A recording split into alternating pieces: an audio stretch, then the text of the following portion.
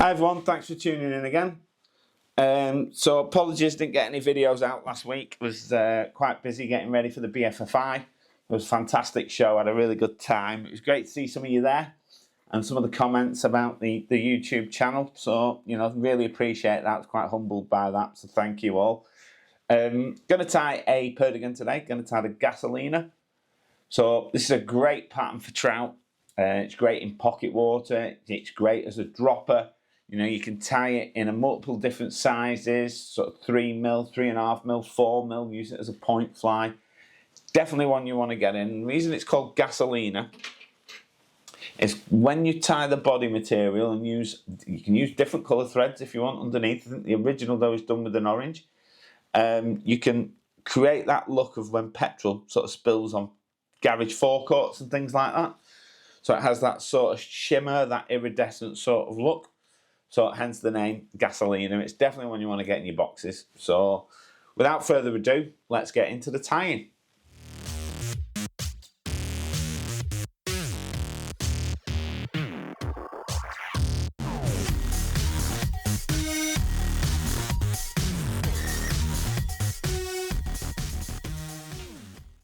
So in the vise we've got a size 20. And this is one of the jig hooks that's got the straight eyes. So quite a short hook. Use these for all my Perdigons. And I've got a 3mm copper Jig Off bead. So first thing I'm going to come in with is some uni fire orange in 8/0. And I'm going to just whip that in. I'm going to cut the butt end out. I'm going to counter spin my thread to flatten it, and I'm going to tie that down to just before the bend. I'm going to come in with some Coq de Leon. So this is a Medio. I'm going to take 4, 5 fibres max. I'm going to pull them at a right angle from the stem, straighten all the tips up and pull them away. So like a short tail on these, so not too long. So we're going to make sure that's tied in right on the top of the shank. A couple of turns, slightly too long, so I can now just grab those butts and pull it short. So that's the sort of length that I'm happy with. So I'm then going to tie that right up to behind the bend and cut these out. So counter spin my thread, I'm going to come back down the hook and I'm going to stop just before the bend. And I'm going to take our Perdigon body material. So this is the PB M233. So I've got a slightly thicker one than I would like. So what I'm going to do, just to help me tie it in, because I haven't got any of the thin stuff left, and I'm going to create a fine taper at the end of this.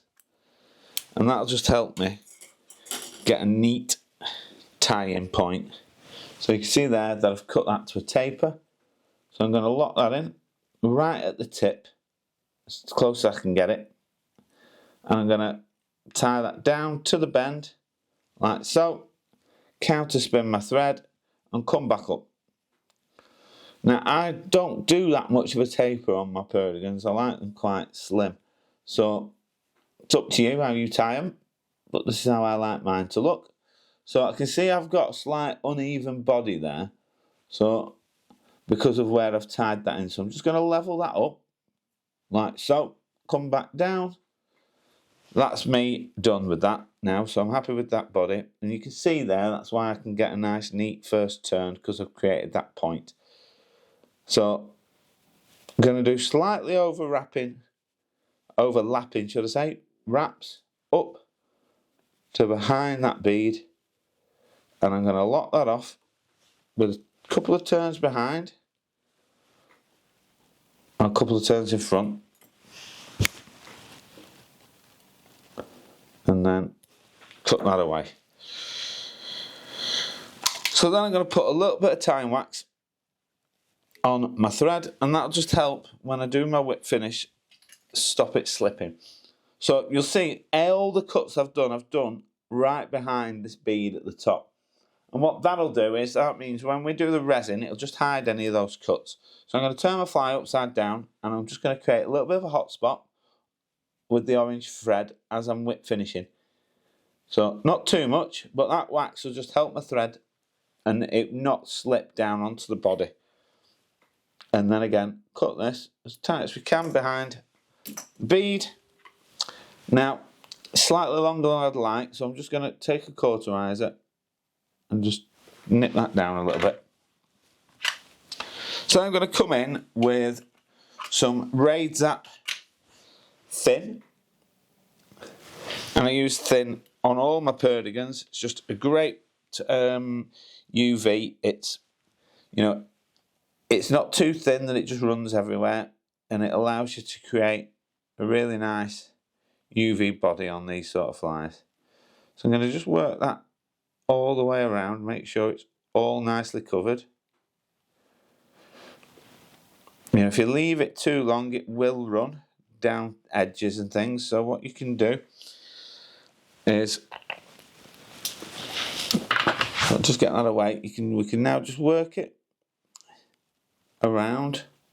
If you've got too much, just rub it away, and then when you're happy, just keep spinning, and that'll stop it sort of running down one side, and then give it a zap as you're moving it, and then you can give it a proper cure now.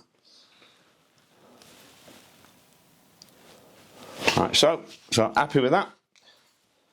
Right, so now all we need to do is get our wing case in. So I'm going to just reposition my fly. I'm going to put it into a downward position. I'm going to take some of the Black Widow, and this will help just work this wing case in behind that bead. So you don't want too much, so you've got to be careful. So happy with that. I'm going to turn it upside down, and I'm going to zap it as quick as I can so that it doesn't run.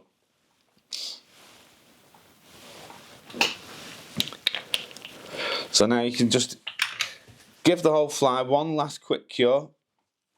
Make sure it's all nicely cured. Like so. And then that is the finished fly. So as you can see, really quick to tie. You know, great pattern for trout. It's great as using it as one fly in pocket water. You know, it gets down really quickly, sinks to death really quickly. So it's definitely one you want to get in your boxes. And yeah, let's see you on the next video.